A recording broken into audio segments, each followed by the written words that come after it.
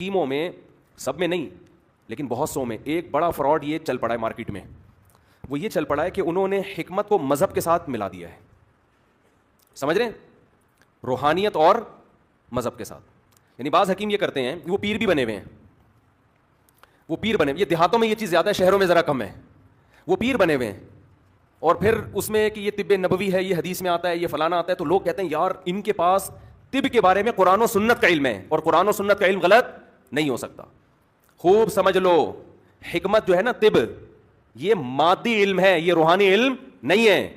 اس کا قرآن و سنت سے کوئی تعلق, براہ راست کوئی تعلق نہیں ہے. قرآن و سنت میں اس بارے میں چند اصول تو بیان کیے گئے ہیں, لیکن وہ ایسے اصول ہیں کہ ان کو ڈاکٹر بھی مانتے ہیں.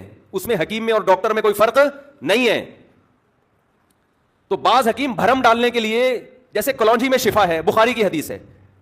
اب شفا تو ہے, ایک یہ مجمل بات ہے, مبہم بات ہے, اس کی حدیث میں زیادہ ڈیٹیل نہیں ہے. اب جب ہم اس کی ڈیٹیل کریں گے تو وہ قرآن و سنت کا لیبل نہیں لگایا جائے گا اس کے اوپر, وہ آپ کی اپنی تحقیق ہوگی.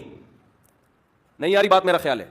دیکھو قرآن میں آتا ہے شہد شفا ہے, بس یہ مبہم بات ہے, مجمل بات ہے, اس کی ڈیٹیل قرآن و سنت نے بیان بولتے کیوں نہیں کی ہے. اب اس کا یہ مطلب نہیں ہے کہ آپ شہد کے کیپسول بنا کے لوگوں کو کھلانا شروع کر دیں ہر آدمی کو, اور ہر بیماری میں آپ کے حدیث میں آتا ہے, قرآن میں آتا ہے شفا ہے, لہٰذا تیرے گردے کی پتھری کس سے نکلے گی؟ شہد سے نکلے گی. آپ شوگر کے مریض کو شہد کھلاؤ, وہ تو مر جائے گا, تو بیڑا غرق ہو جائے گا اس کا. حد سے زیادہ شہد کھلاؤ گے الٹی ہو جائے گی, بدہضمی ہو جائے گی اس کو, اور 10 بیماریاں پیدا ہو سکتی ہیں, ویٹ بڑھے گا. کوئی کہتا ہے شہد سے ویٹ نہیں بڑھتا, جو وہ کارب ہے بھائی, وہ تو جب زیادہ پیو گے ویٹ بڑھے گا, موشن لگ سکتے ہیں, کچھ بھی ہو سکتا ہے. تو یہ جو قرآن میں آتا ہے شفا ہے, بس قرآن نے ایک میسج دے دیا ہے کہ شفا ہے. اس کے اندر کس کے لیے ہے, کتنی مقدار میں ہے, کس بیماری میں کیسے کھانا ہے, اس کی قرآن و حدیث میں کوئی ڈیٹیل نہیں ملتی. اب اگر کوئی حکیم ڈاکٹر کہے گا کہ نہار منہ کھانے کا یہ فائدہ, کھانے کے بعد کھانے کا یہ فائدہ, اس جو مزید تحقیق ہوگی اس پہ قرآن و سنت کا لیبل یا طب نبوی کے نام سے لیبل نہیں لگے گا. یہ آپ کی اپنی تحقیق ہے, صحیح بھی ہو سکتی ہے اور غلط بھی. سمجھ میں آ رہی ہے بات؟ اب آپ لوگوں کو جب دوا بنا کے شہد کی بنا کے دیں گے اور کوئی کھائے اور اس کو فائدہ ہو جائے, تو آپ یہ نہیں کہ قرآن و سنت کی روشنی میں فائدہ ہوا ہے, بولیں بھائی میری تحقیق تھی, فائدہ ہو گیا, اور نقصان بھی ہو سکتا تھا, بہتوں کو بھی آتا ہے.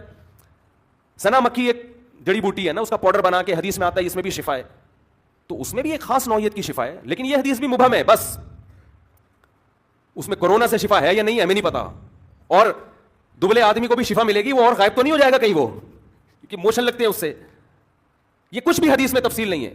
اس کی سب سے بڑی دلیل یہ ہے کہ اگر یہ حدیثیں علی الاطلاق ہوتی کہ کلونجی کا مطلب اب ہر بندہ کھا سکتا ہے, ہر بیماری میں کھا سکتا ہے, یہ مطلب ہوتا, تو پھر صحابہ کرام بیماریوں میں صرف کلونجی ہی کھاتے, اس کے علاوہ کچھ بھی نہ کھاتے. صحابہ بھی اس حدیث کا مطلب سمجھتے تھے. اسی طرح حجامہ بھی ہے. ہمیں صحیح حدیث میں ملتا ہے کہ نبی صلی اللہ علیہ وسلم کو جبریل علیہ السلام نے حکم دیا کہ اپنی امت کو حجامے کی طرف توجہ کریں. پھر نبی سے بھی ثابت ہے آپ مہینے میں ایک دفعہ دونوں کندھوں کے درمیان میں حجامہ کروایا کرتے تھے. تو حجامے میں شفا ہے, بس یہ بھی مجمل بات ہے, مبہم بات ہے, اس کی ڈیٹیل ہمیں حدیث میں نہیں ملتی. اور ہر کلیے سے, قاعدے سے کچھ لوگ مستثنا ہوتے ہیں. سمجھ میں آ رہی ہے بات؟ دیکھو روٹی میں طاقت ہے یا نہیں ہے, مجھے بتاؤ. گندم میں طاقت ہے نا, ساری دنیا کے حکیم ڈاکٹر کہیں گے بھائی گندم میں کیا ہے, طاقت ہے. تو کیا ہر ایک کے لیے؟ بخار کا مریض تو روٹی کھائے گا, تو یا انڈے میں طاقت ہے. بخار کے مریض کو عام طور پہ تجربہ ہے کہ گنڈا کھانے سے مزید بیمار ہو جاتا ہے. وہ بعض لوگوں کا میدا گندم ہضم ہی نہیں کر پاتا. تو آپ کہیں گے بھی جنرلی ایک اصول ہے, لیکن کوئی بھی دنیا میں اصول 100% کامل نہیں ہوتا کہ ہر ایک پر اپلائی کیا جا سکے.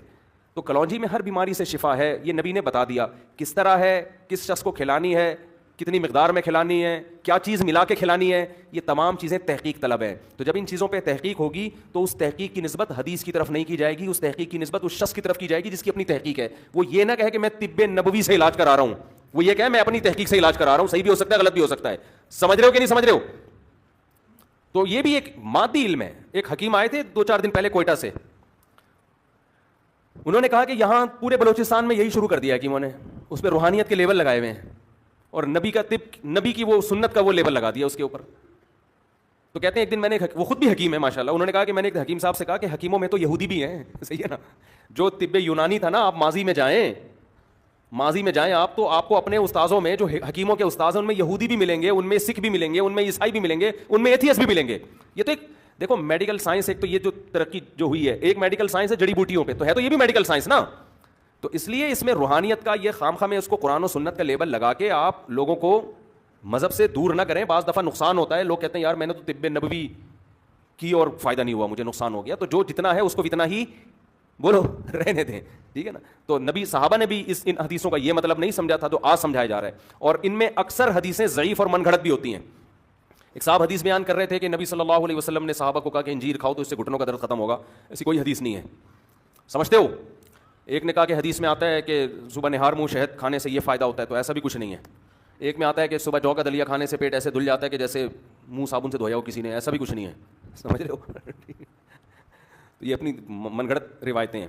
ہاں, اسلام نے کچھ بیسک اصول طب کے ضرور بیان کیے ہیں, بیسک اصول ضرور بیان کیے ہیں, اور وہ ایسے اصول ہیں جو حکیم بھی مانتے ہیں اور ڈاکٹر بھی مانتے ہیں.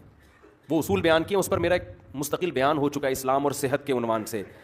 وہ اصول میں 2 منٹ میں جلدی سے بات کو سمیٹ کے ختم کرتا ہوں. وہ اصول میں بنیادی چیز یہ ہے کہ اللہ پیغمبروں کے لیے جس غذا کی سلیکشن کرتا ہے, جس لائف اسٹائل کی سلیکشن کرتا ہے, وہ کبھی بھی نیچر کے خلاف نہیں ہوتی, وہ کبھی بھی انسانی صحت کے لیے نقصان دہ نہیں ہو سکتی. تو یہ ہو نہیں سکتا کہ پیغمبر ایسی چیزیں کھائیں جو صحت کے لیے نقصان دہ ہوں, سمجھتے ہو. پیغمبر کا طرز زندگی ایسا ہو جو صحت کے لیے نقصان دہ ہو نہیں سکتا. تو اس لیے نبی صلی اللہ علیہ وسلم نے جو چیزیں استعمال کی ہیں, جیسے آپ نے گندم نہیں کھائی, آپ نے جو کی روٹی کھائی ہے, تو آج سارے میڈیکل سائنس بھی کہتی ہے, ڈاکٹر بھی کہتے ہیں بھائی جو سے وزن نہیں بڑھتا, گندم سے دھماکے کے ساتھ لوگ پھٹ رہے ہیں کھا کھا کے, ٹھیک ہے نا. اور نبی صلی اللہ علیہ وسلم نے کھجوریں استعمال کی ہیں. کھجور بہترین پھل ہے, لیکن اس طرح استعمال نہیں کی کہ صبح 2 پراٹھے کھانے کے بعد آپ 7 کھجوریں کھا لیں, بلکہ نبی صلی اللہ علیہ وسلم کو جب شدید بھوک لگا کرتی تھی تو کھجوریں ہی کھانا ہوا کرتی تھی. آج جو کھجوریں کھائی جا رہی ہیں وہ تو فائدے کے بجائے نقصان دے رہی ہیں. آپ پہلے پورا کھانا کھاتے ہو, پوری بریانی پھوڑی آپ نے, اس کے بعد آپ 8 دانے کھجور کے بھی کھا رہے ہو, 9 دانے کے بھی, طاق عدد میں کھانا سنت ہے, ٹھیک ہے نا. تو یہ نہیں ہوتا. نبی صلی اللہ علیہ وسلم نے اونٹنی کا دودھ اور بکری کا دودھ زیادہ پیا ہے, تو یہ دونوں دودھ صحت کے لیے بہت زیادہ مفید ہیں. گرم کیے بغیر پیا ہے, تازہ نکال کے پیا ہے تازہ, تو آپ تحقیق کر لیں, تازہ دودھ بوائل دودھ سے زیادہ بہتر ہے. بھینس سے زیادہ بکری, بکری سے زیادہ اونٹنی. اونٹنی کے دودھ میں فیٹ بالکل بھی نہیں ہوتا, ہے دودھ مگر بالکل بھی موٹا نہیں کرے گا آپ کو, وہ فیٹ ہے ہی نہیں اس میں. سمجھتے ہو کہ نہیں سمجھتے ہو, لیکن تازہ پیا ہے. آپ لوگ دودھ پینا شروع کر دیتے ہیں کہ بھائی اونٹنی کا دودھ سنت ہے, تو ان کا بھی لوگوں کا یہ اسٹائل ہوتا ہے, رات کو کھانے میں پورا پیزا پھوڑنے کے بعد اونٹنی کا دودھ پی رہے ہیں کہ جی سنت ہے. یہ والا طریقہ, اس سے دودھ کے کوئی کھانچا ہی نہیں ہے, جائے گا کہاں وہ, سارے کھانچے تو آپ نے بھر لیے. تو نبی نے جو دودھ پیا ہے نا, وہ بھی کھانے کی جگہ پیا ہے. شدید بھوک لگی ہے, شدید بھوک سے نڈھال ہیں, دودھ کا پیالہ آیا, آپ صلی اللہ علیہ وسلم نے پینا شروع کیا. ایسے میں دودھ کا مزہ بھی آتا ہے, اور دودھ آپ کی باڈی کو ٹھا کر کے لگتا ہے جا کے, سمجھتے ہو. کبھی تجربہ کر کے دیکھو, دودھ سے پیٹ بھرو. صحابہ کہتے ہیں نبی نے ہمیں دیا. ابو ہریرہ رضی اللہ تعالیٰ عنہ کا مشہور دلچسپ واقعہ ہے نا, کہ شدید بھوک لگ رہی تھی سب صحابہ کو, آپ صلی اللہ علیہ وسلم نے دودھ ڈیوائڈ کرنا شروع کیا. حضرت ابو ہریرہ فرماتے ہیں مجھے لگا سب سے آخر میں میرا نمبر آئے گا, تو میرے لیے تو بچے گا ہی نہیں, تو کہہ رہے اتنا پیا. آپ نے فرمایا اور پیو اور پیو, یہاں تک کہ سیراب ہو گئے. تو یہ کیا ہے, انتہائی شدید بھوک کی حالت میں دودھ پیا جا رہا ہے. تو کھانا کم کھائیں گے نا, تو پھر یہ سب چیزیں آپ کو فائدہ. انار کی حدیث میں آتا ہے ہر انار میں 1 دانہ جنت کا آیا ہے, تو ترغیب دی جا رہی ہے کہ پورا انار کھاؤ. تو اس میں تو 2 رائے نہیں ہے کہ اسلام نے آپ کو جو خوراکیں بتائی ہیں, قرآن میں جن خوراکوں کا تذکرہ ہے, جس طرح سے کھانے کا اسلام آپ کو حکم دے رہا ہے, اس سے بہتر کوئی ذریعہ صحت بنانے کا ہو نہیں سکتا. لیکن یہ اسلام کا اصل ٹاپک نہیں ہے, سمجھتے ہو. اور یہ سب چیزیں تو طے شدہ ہیں, ان میں 2 رائے ہو نہیں سکتی. خیر, میں جلدی سے اصل بات کو سمیٹ کے ختم کرتا ہوں. بات کہاں سے شروع ہوئی, بہت ہی آڑی ترچی ادھر ادھر چلا گیا بیان.